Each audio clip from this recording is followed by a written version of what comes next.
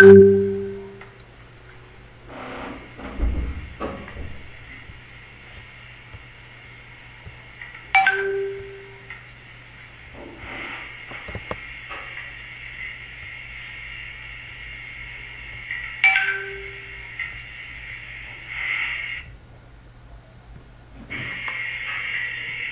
Friends, welcome to global online Kannada. Friends, ಈ ಒಂದು ವಿಡಿಯೋದಲ್ಲಿ ನಾವು ಹೈಯರ್ ಎಜುಕೇಷನ್ ಸಿಸ್ಟಮ್ ಬಗ್ಗೆ ಡಿಸ್ಕಷನ್ನ ಮಾಡ್ತಾ ಇದ್ದೀವಿ. ಸೊ ಇದು ಹೈಯರ್ ಎಜುಕೇಷನ್ ಸಿಸ್ಟಮ್ ಮೇಲೆ ಎರಡನೇ ವಿಡಿಯೋ ಆಗಿದೆ.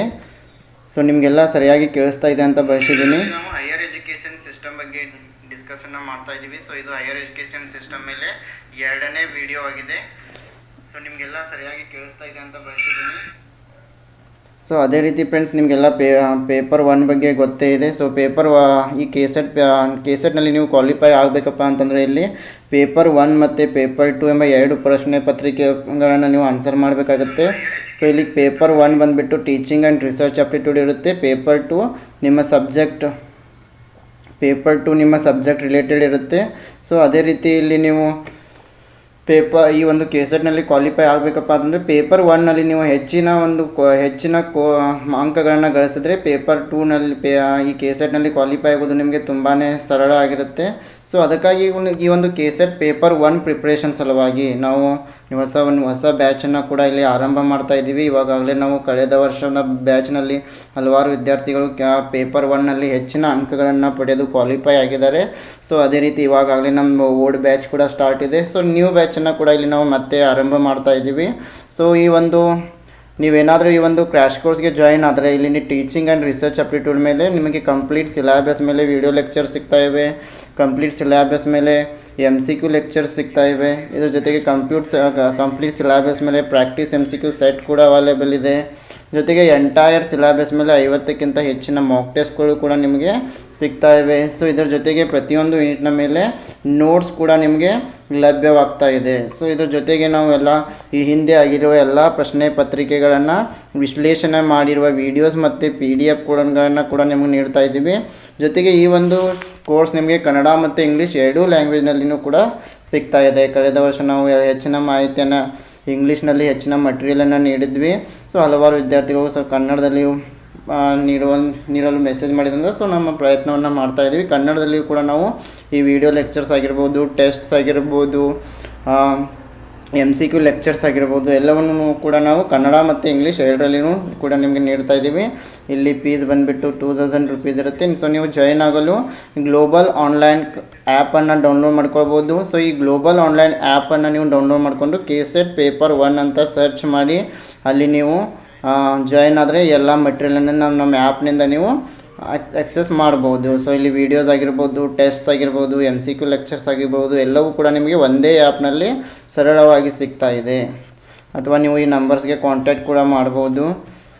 ಸೊ ಅದೇ ರೀತಿ ನೀವು ಇನ್ನೂ ಕೂಡ ನಮ್ಮ ಟೆಲಿಗ್ರಾಮ್ ಗ್ರೂಪನ್ನು ಜಾಯಿನ್ ಆಗಿಲ್ಲ ಅಂತಂದರೆ ದಯವಿಟ್ಟು ಎಲ್ಲರೂ ಟೆಲಿಗ್ರಾಮ್ ಗ್ರೂಪನ್ನು ಜಾಯಿನ್ ಆಗಿ ನಾವು ಡೈಲಿ ಮಾಡ್ತಾ ಇರೋ ವೀಡಿಯೋ ಲೆಕ್ಚರ್ಸ್ಗಳು ಮತ್ತು ಇಂಪಾರ್ಟೆಂಟ್ ಮಟೀರಿಯಲ್ಸ್ ಎಲ್ಲ ನಾವು ಈ ಒಂದು ಗ್ರೂಪ್ನಲ್ಲಿ ನಿಮಗೆ ನೀಡ್ತಾ ಇದ್ದೀವಿ. ಸೊ ಅದೇ ರೀತಿ ಇಲ್ಲಿ ಹೈಯರ್ ಎಜುಕೇಷನ್ ಮೇಲೆ ಇವತ್ತಿನ ವಿಡಿಯೋದಲ್ಲಿ ನಾವು ಎವಲ್ಯೂಷನ್ ಆಫ್ ಹೈಯರ್ ಎಜುಕೇಷನ್ ಬಗ್ಗೆ ಡಿಸ್ಕಷನ್ನ ಮಾಡ್ತಾ ಇದ್ದೀವಿ. ಸೊ ಕಳೆದ ಮೊದಲನೇ ಲೆಕ್ಚರ್ನಲ್ಲಿ ನಾವು ಯೂನಿವರ್ಸಿಟಿ ಈ ಒಂದು ಹೈಯರ್ ಎಜುಕೇಷನ್ ಸಿಸ್ಟಮ್ ಬಗ್ಗೆ ಪ್ರೀ ಇಂಡಿಪೆಂಡೆನ್ಸ್ನಲ್ಲಿ ಯಾವ ಯೂನಿವರ್ಸಿಟಿಗಳಿದ್ದು ಸ್ವಲ್ಪ ಡಿಸ್ಕಷನ್ನ ಮಾಡಿದ್ವಿ. ಸೊ ಈ ಒಂದು ವಿಡಿಯೋದಲ್ಲಿ ನಾವು evolution of higher education, so ಇಲ್ಲಿ ನಾವು ಕನ್ನಡದಲ್ಲಿಯೂ ಕೂಡ ಹೆಚ್ಚಿನ ಮಾಹಿತಿಯನ್ನು ನೀಡುವ ಪ್ರಯತ್ನವನ್ನು ಮಾಡ್ತಾ ಇದ್ದೀನಿ. ಸೊ ನಿಮ್ಗೆ ಏನೇ ಪ್ರಶ್ನೆಗಳಿದ್ರೂ ನೀವು ಯೂಟ್ಯೂಬ್ನಲ್ಲಿ ಇಲ್ಲಿಂದು ಕಮೆಂಟ್ ಸೆಕ್ಷನ್ನಲ್ಲಿ ನೀವು ಕಮೆಂಟನ್ನು ಮಾಡ್ಬೋದು. ಸೊ ಈ ಒಂದು ಇಂಡಿಯಾನ ಹೈಯರ್ ಎಜುಕೇಷನ್ ಸಿಸ್ಟಮನ್ನು ನೋಡಿದರೆ it is third largest in terms of students next to China and United States. So ಈ ಚೈನಾ ಮತ್ತು ಯುನೈಟೆಡ್ ಸ್ಟೇಟ್ಸ್ ನಂತರ ಭಾರತದ ಒಂದು ಹೈಯರ್ ಎಜುಕೇಷನ್ ಸಿಸ್ಟಮ್, ಉನ್ನತ ಶಿಕ್ಷಣ ವ್ಯವಸ್ಥೆ ಏನಿದೆ ಇದು ಸ್ಟೂಡೆಂಟ್ಸ್ಗಳ ಲೆಕ್ಕದಲ್ಲಿ 3ನೇ ಸ್ಥಾನದಲ್ಲಿದೆ. ಸೊ ಹೆಚ್ಚಿನ ವಿದ್ಯಾರ್ಥಿಗಳು ನಮ್ಮ ಭಾರತದಲ್ಲಿ ಹೈಯರ್ ಎಜುಕೇಷನನ್ನು ಪಡೀತಾ ಇದ್ದಾರೆ. ಸೊ ಇದ್ರ ಜೊತೆಗೆ India's higher education sector was witness a tremendous increase in the number of universities, institutions and colleges since independence. So after independence we can see vast development in the educational sector. So many universities are there, institutions are there, colleges are there since independence. So ಸ್ವಾತಂತ್ರ್ಯ ಬಂದ ನಂತರ ನಮ್ಮ ಭಾರತದವು ಈ education ಸಿಸ್ಟಮ್ನಲ್ಲಿ ಯೂನಿವರ್ಸಿಟಿಗಳನ್ನು establish ಮಾಡಿದೆ, colleges ಆಗಿರ್ಬೋದು, institutions ಆಗಿರ್ಬೋದು. So ಇವೆಲ್ಲ ಡೆವಲಪ್ಮೆಂಟನ್ನು ನಾವು ಕಾಣ್ಬೋದು. ಸೊ ಜೊತೆಗೆ private players account for 60% of the total institutes and 64% of total enrollment of students. So ಈ ಒಂದು 60% ಇನ್ಸ್ಟಿಟ್ಯೂಷನ್ಸ್ ಏನಿದೆ ಪ್ರೈವೇಟ್ ಸೆಕ್ಟರ್ ಪ್ಲೇ ಮಾಡ್ತಾ ಇದ್ದಾರೆ, ಅಂದರೆ ಖಾಸಗಿ ವ್ಯಕ್ತಿಗಳಿಂದ ಇನ್ಸ್ಟಿಟ್ಯೂಷನ್ ರನ್ ಆಗ್ತಾ ಇವೆ. ಸೊ ಸ್ಟೂಡೆಂಟ್ಸ್ ಎನ್ರೋಲ್ಮೆಂಟ್ ಬಂದರೆ ಸೊ 64% ವಿದ್ಯಾರ್ಥಿಗಳು ಈ ಒಂದು ಖಾಸಗಿ ಸಂಸ್ಥೆಗಳಲ್ಲಿ ಹೈಯರ್ ಎಜುಕೇಷನನ್ನು ಪಡೀತಾ ಇದ್ದಾರೆ. So the higher education sector in India has 3-tier structure. So here these 3-tier structure includes one is university and college and course. So ಇಲ್ಲಿ 3-tier ಸಿಸ್ಟಮನ್ನು ನಾವು ಹೈಯರ್ ಎಜುಕೇಷನಲ್ಲಿ ನೋಡ್ತಾ ಇದ್ದೀವಿ. ಒಂದು ಯೂನಿವರ್ಸಿಟಿ ಲೆವೆಲ್ ಆಗಿರ್ಬೋದು, ಕಾಲೇಜ್ ಲೆವೆಲ್ ಆಗಿರ್ಬೋದು, ಇನ್ನೊಂದು ಕೋರ್ಸ್ ಲೆವೆಲ್ ಆಗಿರ್ಬೋದು. So next pre independence Indian education system. ಸ್ವಾತಂತ್ರ್ಯ ಪೂರ್ವದಲ್ಲಿ ಹೈಯರ್ ಎಜುಕೇಷನ್ ಸಿಸ್ಟಮ್ ಯಾವ ರೀತಿ ಇತ್ತು ಅಂತಂದರೆ, education India dates back its early civilisation. So in the before independence our education system was revolved around the gurukula system. So ಭಾರತಕ್ಕೆ ಸ್ವಾತಂತ್ರ್ಯ ಪೂರ್ವದಲ್ಲಿ ಗುರುಕುಲ system ನಮ್ಮಲ್ಲಿ ಆರಂಭದಲ್ಲಿತ್ತು. ಸೊ ಗುರುಕುಲ ಸಿಸ್ಟಮ್ ಅಂತಂದರೆ ಶಿಕ್ಷಕರಿದ್ದಲ್ಲೇ ವಿದ್ಯಾರ್ಥಿಗಳು ಹೋಗಿ ಕಲಿತಾ ಇದ್ದರು. ಸೊ ಅಲ್ಲಿ ಶಿಕ್ಷಕನನ್ನು ಗುರು ಅಂತ ಕರಿತಾ ಇದ್ದರು. Students used to study under the guidance of guru. Here teacher was known as the guru, and they used to teach related to religion, philosophy, science. Then Islamic influences the traditional learning centers and brought in the disciplines of geography, administration, law and Arabic mathematics to India. So we used to study all these subjects such as geography, administration, law, Arabic mathematics. So ಎಲ್ಲ ಸಬ್ಜೆಕ್ಟ್ಗಳನ್ನು ನಾವು pre ಇಂಡಿಪೆಂಡೆನ್ಸ್ನಲ್ಲೂ ಕೂಡ ಅಧ್ಯಯನ ಮಾಡ್ತಾ ಇದ್ವಿ. So major change in higher education was brought by the British established. ಯಾವಾಗ ಬ್ರಿಟಿಷರು ಭಾರತಕ್ಕೆ ಎಂಟ್ರಿಯನ್ನು ಕೊಡ್ತಾರೆ ಆ ನಂತರ ಸೊ ನಮ್ಮಲ್ಲಿ ಹೈಯರ್ ಎಜುಕೇಷನ್ ಸಿಸ್ಟಮ್ನಲ್ಲಿ ಹಲವಾರು ಬದಲಾವಣೆಗಳನ್ನು ನಾವು ಕಾಣ್ತಾ ಇದ್ದೀವಿ. ಲ್ಯಾಂಗ್ವೇಜಸ್ನಲ್ಲಾಗಿರ್ಬೋದು, ಲಿಟ್ರೇಚರ್ನಲ್ಲಾಗಿರ್ಬೋದು, ಹಿಸ್ಟ್ರಿಯಲ್ಲಾಗಿರ್ಬೋದು, ಫಿಲಾಸಫಿನಲ್ಲಾಗಿರ್ಬೋದು. ಸೊ ಎಲ್ಲದರಲ್ಲಿ ನಾವು ಬದಲಾವಣೆಗಳನ್ನು ಕಾಣ್ತೀವಿ. ಸೊ ಈ ಬದಲಾವಣೆಗಳನ್ನು ಸ್ವಲ್ಪ ನಾವು ಅಧ್ಯಯನ ಮಾಡಬೇಕಾಗುತ್ತೆ. So let us see evolution of higher learning and research in post-independence India.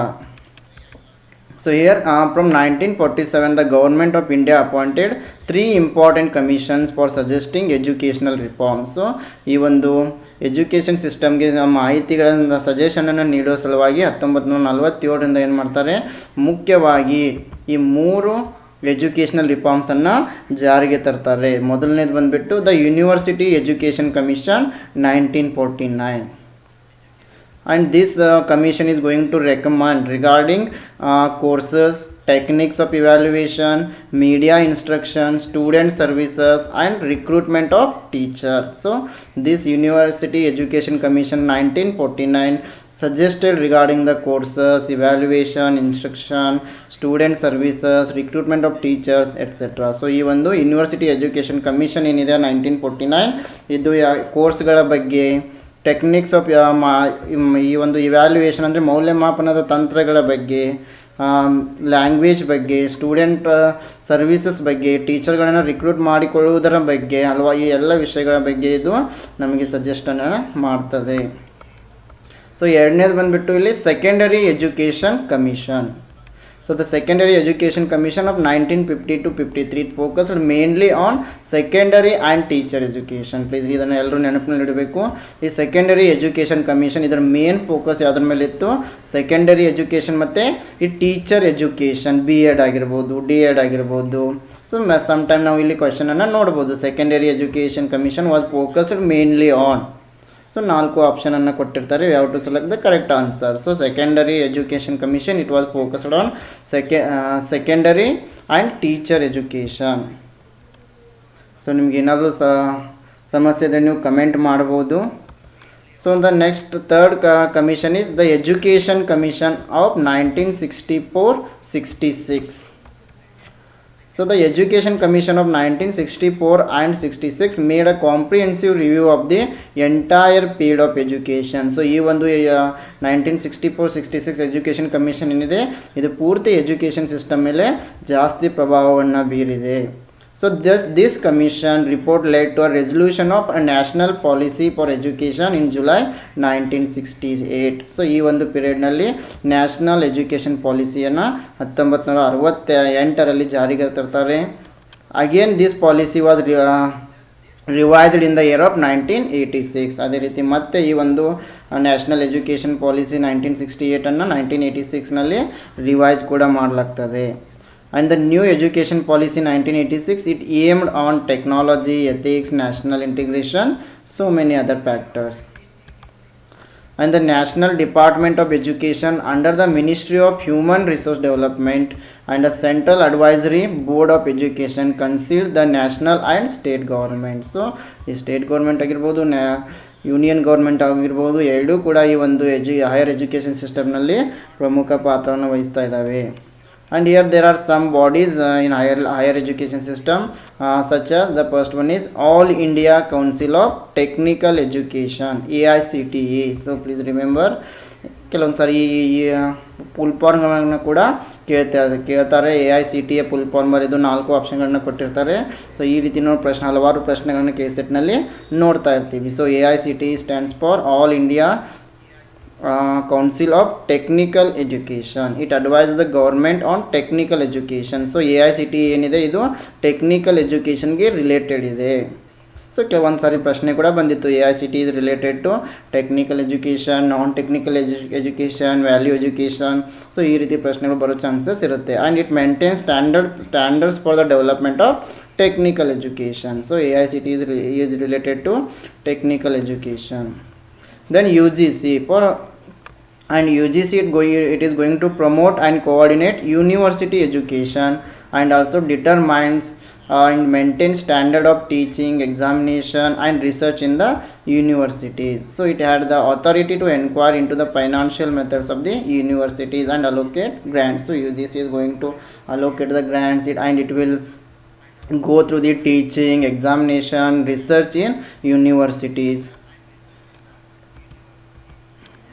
So the next one is National Council of Educational Research and Training 1961, and it worked to upgrade the quality of school education. So please remember it.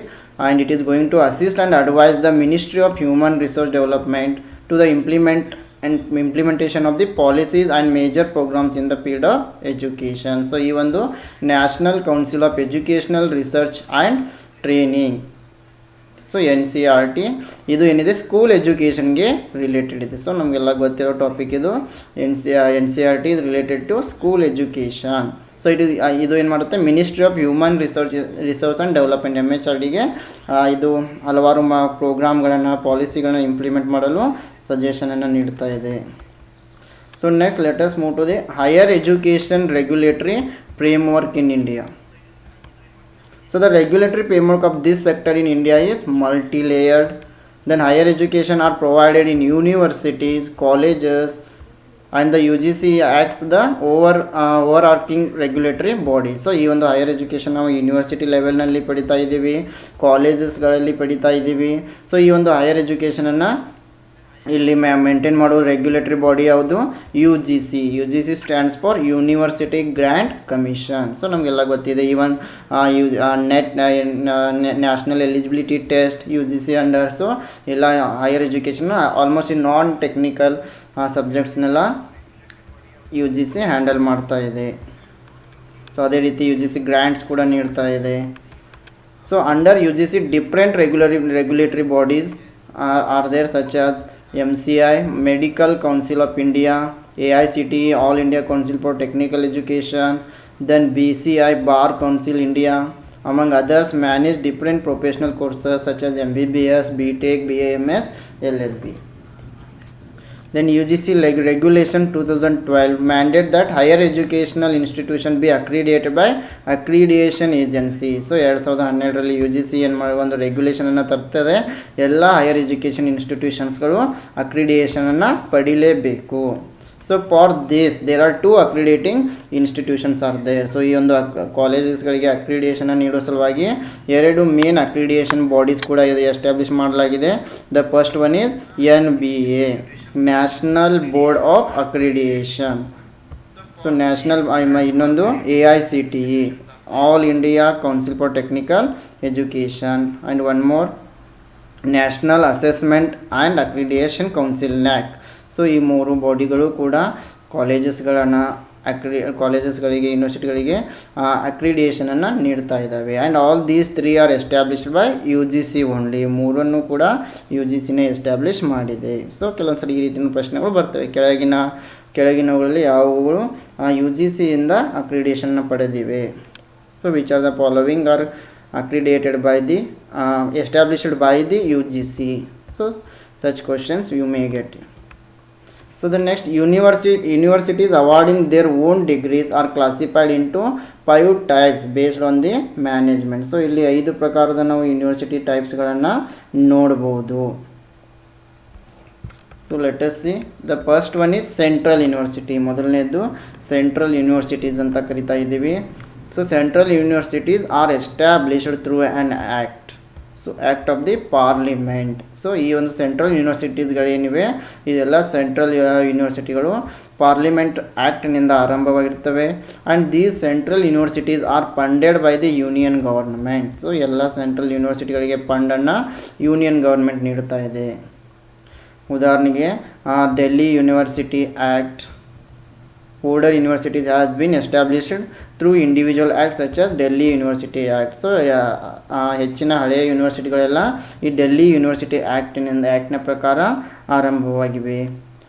And in 2009 the central government established a number of universities together through Central Universities Act. So 2009ರಲ್ಲಿ ಈ central universities act ಪ್ರಕಾರ ಹಲವಾರು central ಯೂನಿವರ್ಸಿಟಿಗಳನ್ನು ಕೂಡ establish ಮಾಡಲಾಗುತ್ತೆ.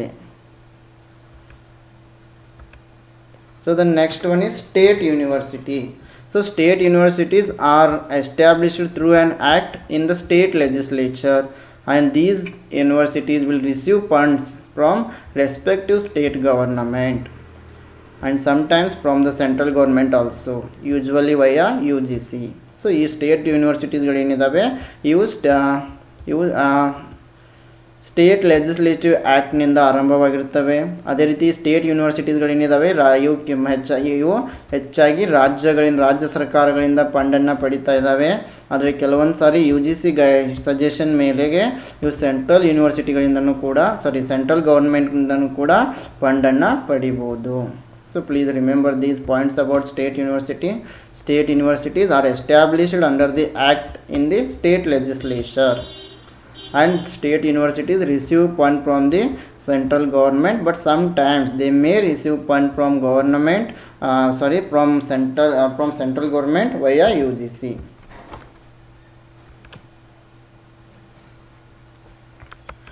So next, deemed to be a university. So deemed to be a university, UGC accords a deemed to be university status to an institution. So ಒಂದು UGC ಯಾವುದೇ ಒಂದು ಕಾಲೇಜಿಗೆ deemed to be university status ಅನ್ನು ಕೊಡಬಹುದು. Upon receiving an application, the UGC committee forwards its recommendation to the Department of Higher Education MHRD, which declares a university as deemed to be university. So ಯಾವುದೇ ಒಂದು college ಈ ಒಂದು deem to B ಯೂನಿವರ್ಸಿಟಿಗೆ ಅಪ್ಲಿಕೇಶನನ್ನು ಕೊಟ್ಟ ನಂತರ UGC ಏನು ಮಾಡುತ್ತೆ ಅದನ್ನು higher education ಡಿಪಾರ್ಟ್ಮೆಂಟಿಗೆ forward ಮಾಡುತ್ತೆ. ನಂತರ MHRD ಆ ಒಂದು ಕಾಲೇಜನ್ನು ಡೀಮ್ ಟು ಬಿ ಯೂನಿವರ್ಸಿಟಿ ಅಂತ ಡಿಕ್ಲೇರ್ ಮಾಡ್ಬೋದು. ಅಲ್ಲಿ ಹಲವಾರು ಕ್ರೈಟೇರಿಯಾಸ್ ಇರ್ತವೆ. ಸೊ ಅವನ್ನೆಲ್ಲ ಫಾಲೋ ಅಪ್ ಮಾಡಿ.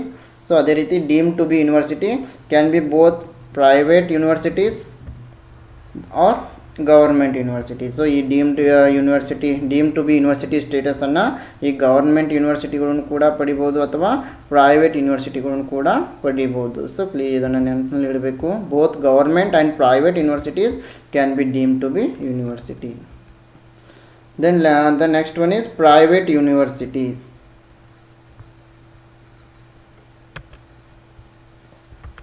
So private universities are established through an act in the state legislature. So ಈ ಪ್ರೈವೇಟ್ ಯೂನಿವರ್ಸಿಟೀಸ್ಗಳು ಕೂಡ ಸ್ಟೇಟ್ ಯೂನಿವರ್ಸಿಟಿಗಳಂತೆ ಇವು ಸ್ಟೇಟ್ ಲೆಜಿಸ್ಲೇಚರ್ ಆ್ಯಕ್ಟ್ನಿಂದ ಆರಂಭವಾಗಿರ್ತವೆ. ಅದೇ ರೀತಿ no private university has been established at the centre through an act of parliament. ಅದೇ ರೀತಿ ಯಾವುದೇ state ಯೂನಿವರ್ಸಿಟಿಗಳು parliament ಆ್ಯಕ್ಟ್ನಿಂದ ಆರಂಭ ಆಗ್ತಾ ಇಲ್ಲ. ಸೊ ಈ ಎಲ್ಲ ಪ್ರೈವೇಟ್ ಯೂನಿವರ್ಸಿಟಿಗಳು ಏನು ಮಾಡ್ತಾ ಇದ್ದಾವೆ ಸ್ಟೇಟ್ ಲೆಜಿಸ್ಲೇಚರ್ ರಾಜ್ಯ ಶಾಸಕಾಂಗದ ಒಂದು ಕಾಯ್ದೆಯಿಂದ ಮಾತ್ರ ಆರಂಭವಾಗ್ತಾ ಇವೆ. So Institute of National Importance. So next, Institute of National Importance. And here institutes of national importance are institutes accorded power to grant degrees because of their strategic and economic importance for the country. ಇನ್ನು ಕೆಲವೊಂದು ಇನ್ಸ್ಟಿಟ್ಯೂಷನ್ಗಳು ಏನು ಮಾಡ್ತವೆ, ಇವು ಕೂಡ ಡಿಗ್ರಿಗಳನ್ನು ನೀಡ್ತಾ ಇದ್ದಾವೆ. So these include such as IITs, AIIMS, NITs. So ಇವುಗಳಿಗೆ ಏನಂತೀವಿ ನಾವು institutions of national importance. So these institutions are going to give degrees to the students such as IITs, AIMS and NITs.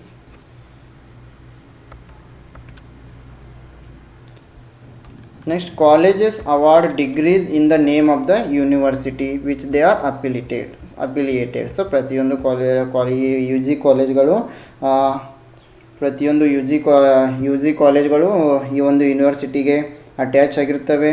So ಅದರ ಆಧಾರದ ಮೇಲೆ ಅವು ಡಿಗ್ರೀಸ್ಗಳನ್ನು ನೀಡ್ತಾ ಇವೆ. So in edition 15 professional councils like MCI, AICT regulate the courses run by the colleges and universities. So ಅದ್ರ ಜೊತೆಗೆ ಈ AICT ಆಗಿರ್ಬೋದು, MCI ಆಗಿರ್ಬೋದು, ಇವು ಕೂಡ ಏನು ಮಾಡ್ತಾ ಇದ್ದಾವೆ,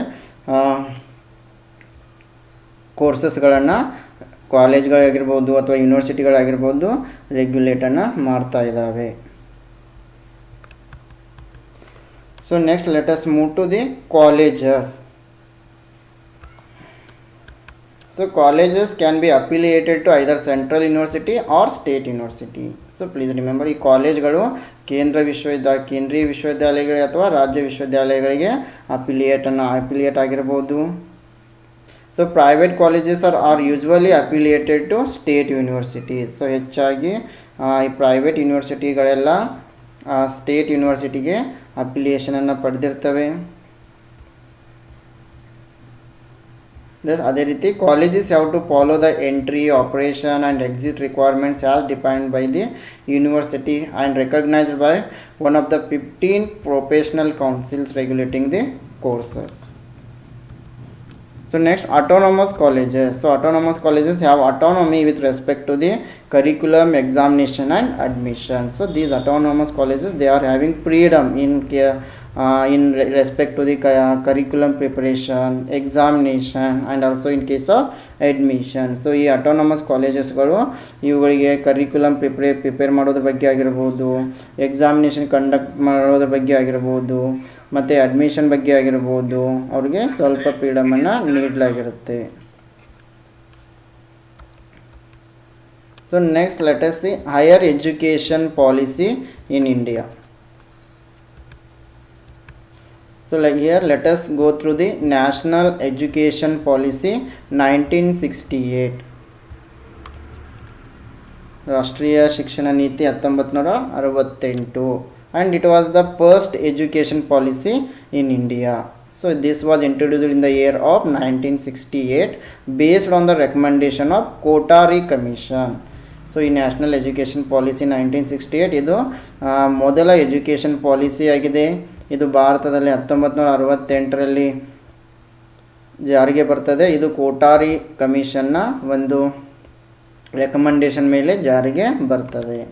so 3 languages formula and developing regional language were among the significant policy of objectives. So the main objectives of this national education policy here, one is 3 language formula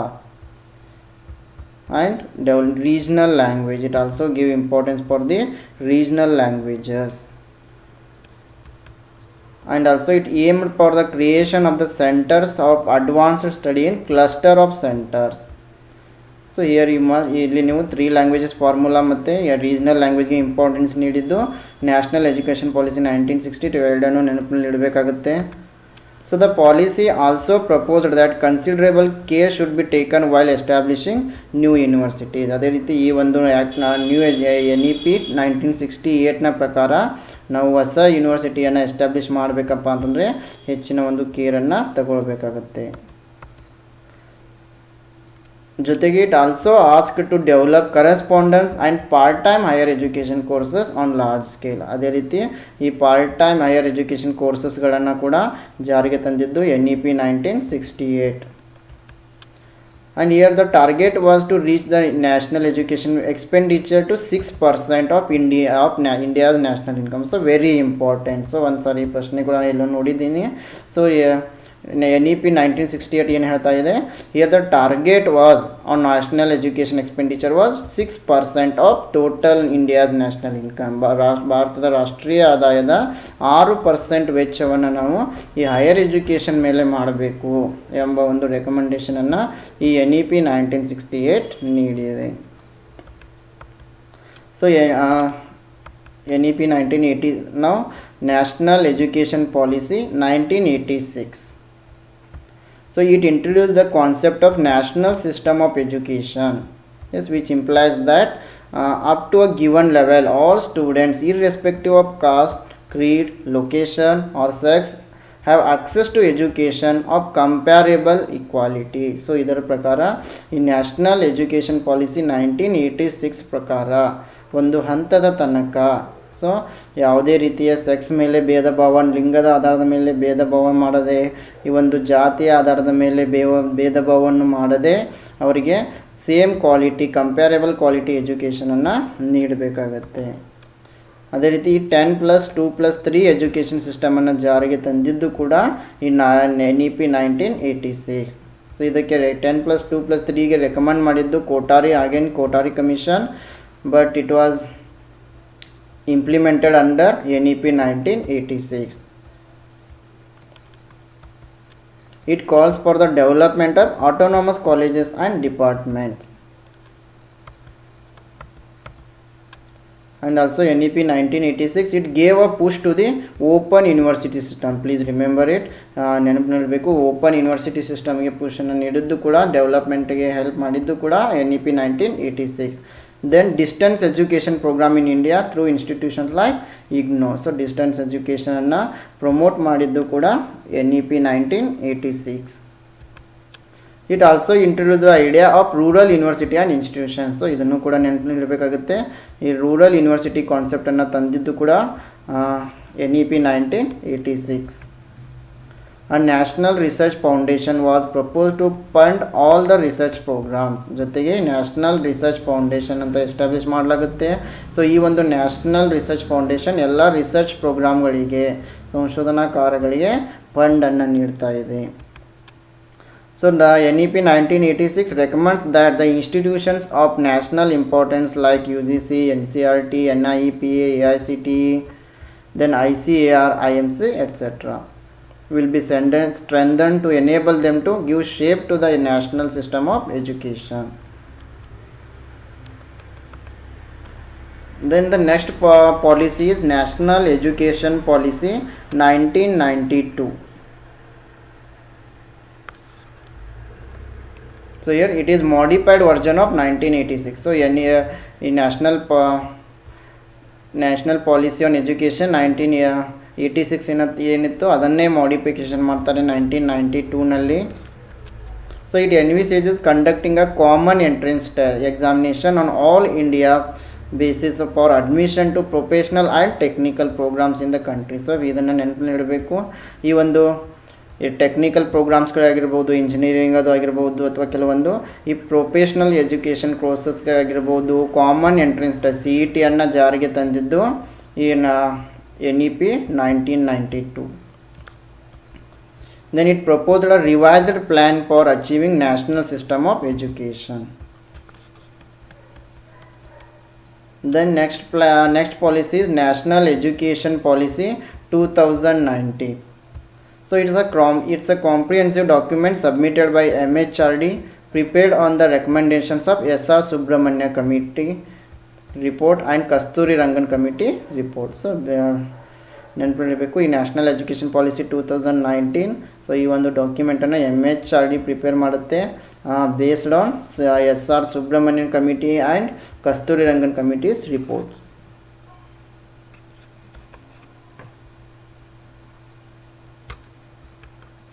So the policy proposed to create a new state school regulatory authority.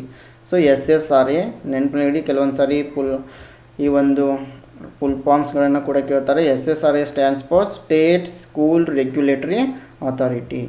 It was proposed under NEP in 2019.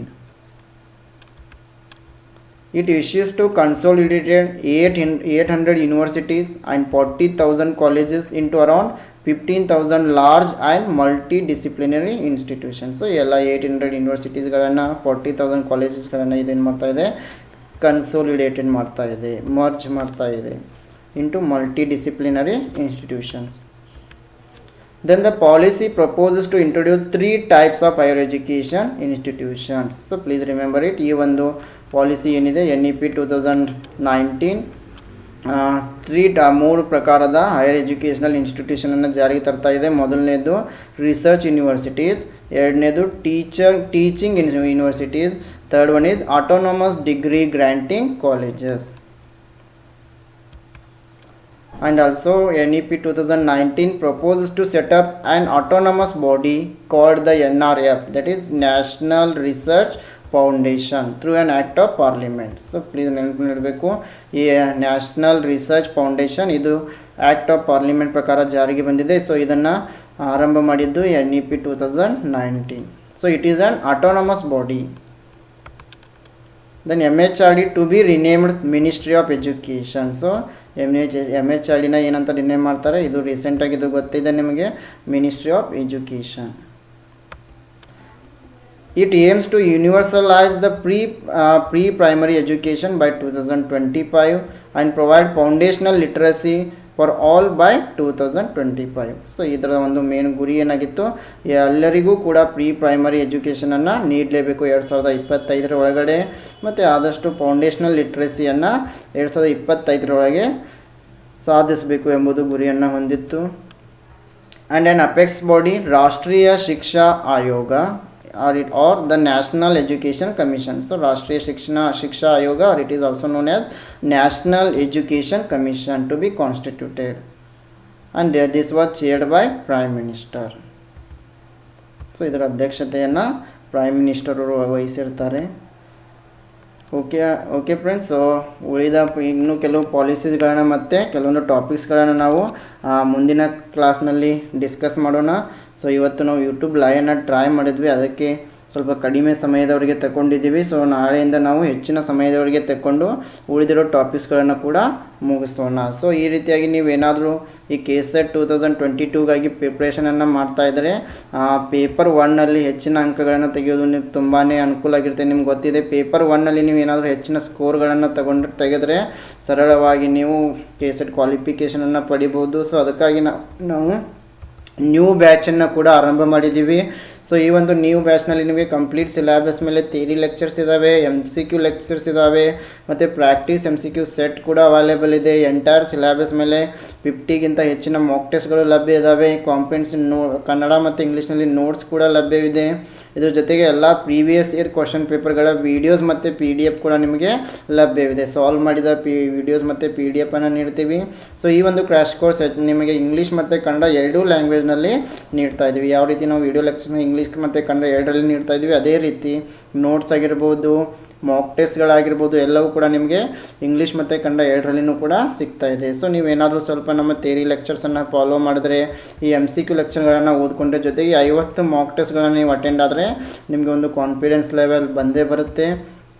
So ನೀವು ಹೆಚ್ಚಿನ ಅಂಕಗಳನ್ನು paper 1ನಲ್ಲಿ ಪಡಿಬೋದು. ಇದ್ರ ಜೊತೆಗೆ ಸ್ವಲ್ಪ paper 2 ಮೇಲೆ ನೀವು focus ಮಾಡಿದ್ರೆ ಸರಳವಾಗಿ ನೀವು ಕ್ವಾಲಿಫೈಯನ್ನು ಪಡೆದುಕೊಳ್ಬೋದು. ಸೊ ನಿಮ್ಗೆ ಏನೇ ಡೌಟ್ಸ್ ಇದ್ದರೂ ನೀವು ಈ ನಂಬರ್ಸ್ಗೆ ವಾಟ್ಸಪ್ ಮಾಡ್ಬೋದು ಅಥವಾ ಕಾಲ್ ಕೂಡ ಮಾಡಿ ಕೇಳ್ಬೋದು. ಜೊತೆಗೆ ನೀವು ಈ ಗ್ಲೋಬಲ್ ಆನ್ಲೈನ್ ಆ್ಯಪನ್ನು ಇನ್ನೂ ಡೌನ್ಲೋಡ್ ಮಾಡ್ಕೊಂಡಿಲ್ಲ ಅಂತಂದರೆ ಡೌನ್ಲೋಡ್ ಮಾಡಿಕೊಂಡು KSET ಪೇಪರ್ 1 ಅಂತ ಸರ್ಚ್ ಮಾಡಿದರೆ ಅಲ್ಲಿಂದನೂ ಕೂಡ ನೀವು ಎಲ್ಲ ಮಟೀರಿಯಲ್ಸನ್ನು ಆಕ್ಸೆಸ್ ಮಾಡ್ಬೋದು. ಸೊ ಜೊತೆಗೆ ನಮ್ಮ ಟೆಲಿಗ್ರಾಮ್ ಗ್ರೂಪನ್ನು ಸೇರ್ಕೊಳ್ಳಿ. ಇದ್ರ ಏನೇನು ಅಪ್ಡೇಟ್ಸ್ ಇದ್ರೂ ನಾವು ಈ ಟೆಲಿಗ್ರಾಮ್ ಗ್ರೂಪಲ್ಲಿ ನಿಮಗೆ ನೀಡ್ತಾ ಇರ್ತೀವಿ. ನಾವು ಮಾಡುವ ಎಲ್ಲ ವಿಡಿಯೋ ಲಿಂಕ್ಗಳನ್ನು ಕೂಡ ನಿಮಗೆ ಈ ಟೆಲಿಗ್ರಾಮ್ ಗ್ರೂಪ್ನಲ್ಲಿ ನಾವು ನೀಡ್ತಾ ಹೋಗ್ತೀವಿ. ಸೊ ನೀವು ಟೆಲಿಗ್ರಾಮ್ನಲ್ಲಿ ಗ್ಲೋಬಲ್ ಆನ್ಲೈನ್ ಕನ್ನಡ ಅಂತ ಸರ್ಚ್ ಮಾಡಿದರೆ ನಿಮಗೆ ಈ ಗ್ರೂಪ್ ಸಿಗ್ತಾ ಇದೆ, ಅಥವಾ ಇದೇ ವಿಡಿಯೋನ ಡಿಸ್ಕ್ರಿಪ್ಷನ್ ಬಾಕ್ಸ್ನಲ್ಲಿ ಕೂಡ ಈ ಒಂದು ಗ್ರೂಪ್ಗೆ ಲಿಂಕನ್ನು ನಾನು ನೀಡಿದ್ದೀನಿ. Yes, thank you and all the best to all.